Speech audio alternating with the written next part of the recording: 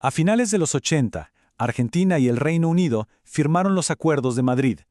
A simple vista, parecía un paso lógico para normalizar las relaciones después de una guerra. ¿Pero fue realmente un acto de diplomacia pragmática? ¿O fue, como argumenta una visión muy crítica, una verdadera traición? Hoy vamos a desmenuzar esa polémica perspectiva. La fuente que vamos a analizar hoy, bueno, no se anda con rodeos. Califica los acuerdos de forma directa y contundente. La traición menemista en Madrid, una capitulación diplomática. Es una acusación increíblemente fuerte y va a ser el punto de partida de toda nuestra exploración. Y claro, aquí es donde surge la gran pregunta, ¿no? ¿Cómo es posible que un acuerdo pensado para restablecer relaciones y bajar la tensión termine siendo calificado como una traición? Para entender esta postura tenemos que ir paso a paso y desglosar los argumentos. Para empezar, como siempre, hay que entender el contexto, porque para comprender por qué se firmaron estos acuerdos, primero hay que sentir la presión, la urgencia que vivía Argentina en ese preciso momento de su historia.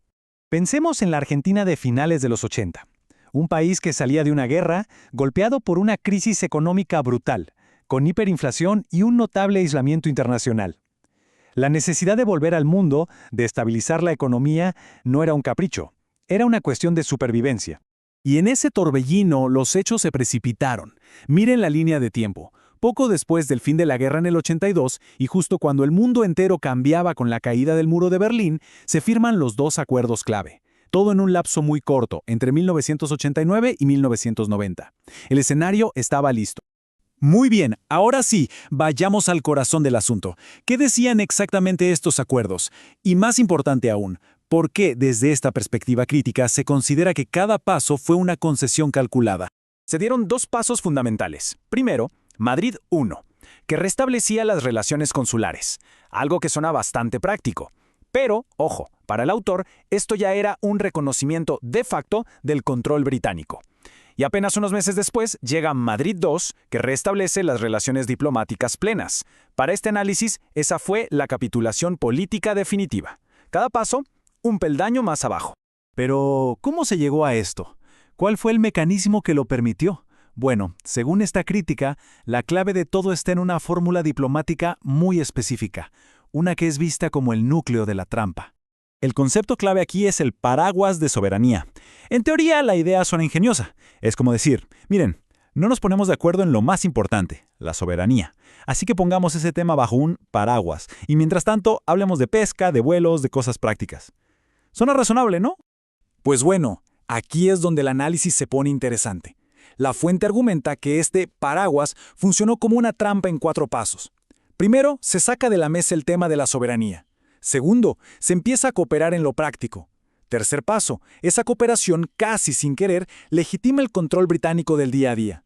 Y cuarto, el resultado final, se consolida el status quo, beneficiando a quien ya tiene el control territorial. De hecho, la fuente usa una frase que es brillante para describir esto, un congelamiento activo. Piénsenlo, se congela la discusión sobre soberanía, pero al mismo tiempo, la posición británica se fortalece activamente en el terreno, un concepto potentísimo. Ok, entonces, si esa fue la estrategia, ¿qué impacto tuvo a largo plazo? Porque las consecuencias, según este análisis, fueron profundas y se siguen sintiendo hasta hoy. Se identifican 4 consecuencias devastadoras. Primero, la legitimación funcional. El Reino Unido pasó de ser visto como ocupante a un simple administrador. Segundo, el reclamo argentino en foros como la ONU perdió fuerza. Tercero, se fue creando un hecho consumado, afianzando los lazos de las islas con el Reino Unido. Y por último, algo interno. Se desmovilizó la causa, se convirtió en algo que se gestiona en vez de algo que se busca resolver. Y la cosa no paró ahí.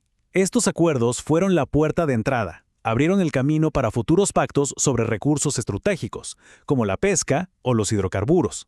Desde esta perspectiva, cada nuevo acuerdo era simplemente otra capa de cemento sobre el status quo. Y con todo esto sobre la mesa, llegamos al final. ¿Cuál es el veredicto de esta fuente? ¿Cómo se juzga, en última instancia, el legado de los Acuerdos de Madrid? El veredicto es, francamente, demoledor. La conclusión es que esto no fue pragmatismo, no fue una jugada inteligente, fue, y cito textualmente, la institucionalización de la derrota por medios diplomáticos, una frase que resuena con fuerza. Y quizás esta otra cita lo resume todo a la perfección. Argentina firmó un cheque en blanco, permitió que se avanzara en todo menos en lo esencial. La idea de que se negociaron las migajas mientras se entregaba lo más importante. Entonces, frente a esta crítica, ¿se propone una alternativa? Sí, y es muy clara: abandonar por completo la lógica del paraguas, volver a poner la disputa de soberanía como el centro absoluto e innegociable de la relación, usando como base legal la famosa Resolución 2065 de Naciones Unidas. Y todo esto nos deja flotando una pregunta final, una que va mucho más allá de este caso. En el complejo tablero de la diplomacia internacional, ¿dónde se traza la línea? ¿Dónde termina el pragmatismo necesario y dónde empieza la capitulación estratégica? Es una pregunta tan relevante hoy como lo fue en aquel momento. Observatorio de Soberanía Argentina General Jorge Edgar Leal.